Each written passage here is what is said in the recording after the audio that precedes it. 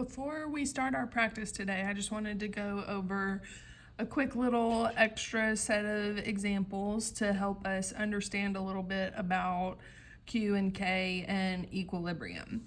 So in this top example, we've got 3 different reactions that are all at equilibrium.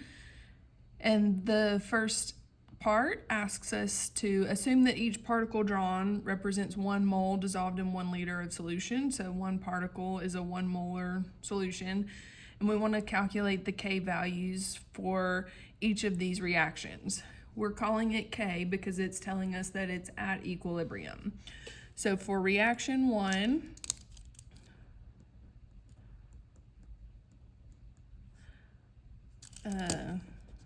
we'll put the K.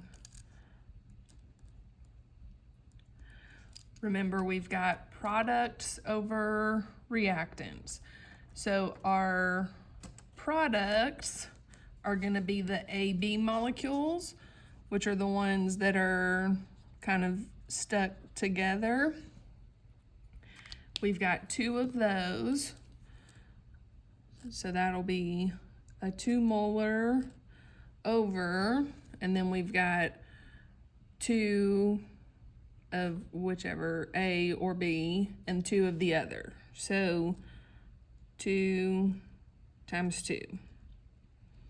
We don't have any coefficients in this reaction, so we don't have to put any exponents. And then when we do 2 divided by 4, that's going to give us a Kc of 1/2. When we look at reaction 2,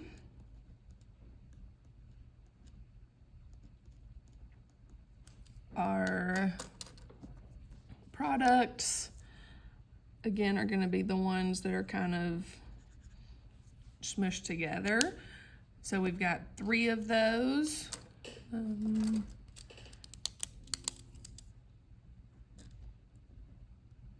then our reactants, we've got, it's hard to tell, but I think we've got 1 of each. So 1 molar times 1 molar. That's essentially just 3 over 1. So our K value for reaction 2 is going to be 3.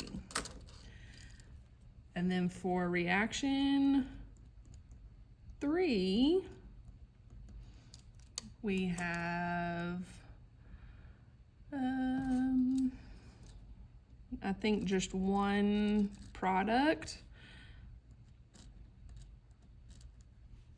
And then we've got, this is hard to tell in black and white, but I'm going to say 1, 2, 3 of 1, and then maybe 1, 2, 3 of the other. And so that's going to equal 1 over 9. The next question asks, which of the 3 reactions does equilibrium lie to the reactant side? When it says lie to the reactant side, that means favors reactants.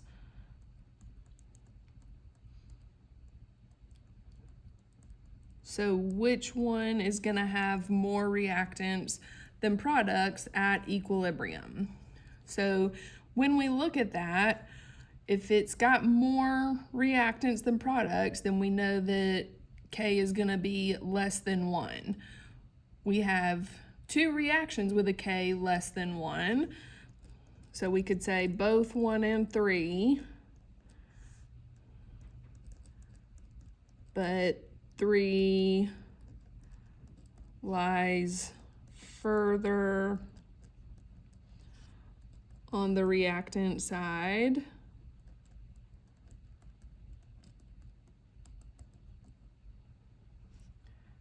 Because 1 over 9 is more extreme than 1 over 2.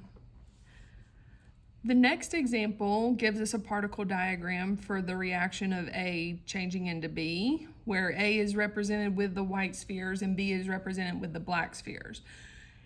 It wants us to indicate the time on the diagram where equilibrium is reached. We know when equilibrium is reached that the concentrations of products and reactants are not going to change. So when we're counting the white spheres compared to black spheres, we notice that in these last two circles, you've got 2 white spheres and 8 black spheres in both. So this is our equilibrium.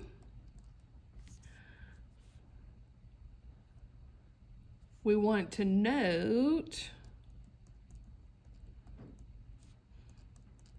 how the molecules are still changing.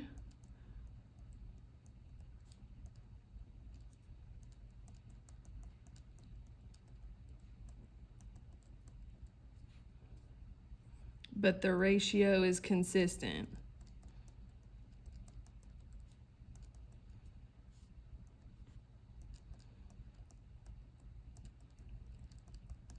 So notice this white sphere turned black. This black one turned white.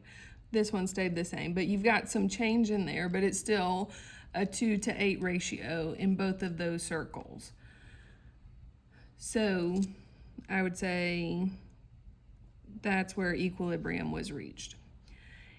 And then it also says, assuming that each particle drawn represents 1 mole dissolved in 1 liter, like at the top, so 1 particle is 1 molar. It wants us to calculate the K value at equilibrium. So at equilibrium, we've got the concentration of B over the concentration of A. We'll just say that B represents the black spheres, and oh, it says that right there. So in that case, it'll be a concentration of 8 molar over a concentration of 2 molar. And so the K is equal to 4. Was the K value bigger or smaller than 1? Well, 4 is greater than 1. So Kc is greater than 1. So products are favored at equilibrium.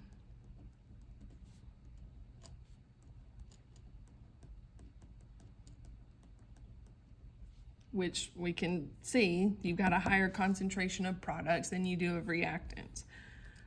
In this last section, it says that 2 different reactions are shown, and we want to label the graphs with which reaction is reactant favored and which one is product favored.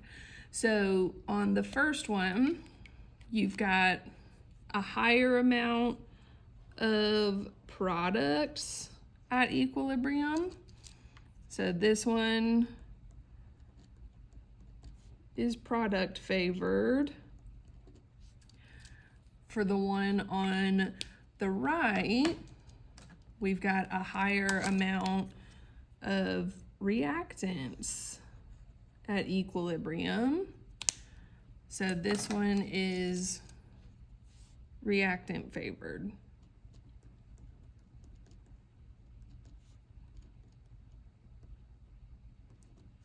Hopefully this clears up a little bit of confusion or just helps explain it a little better.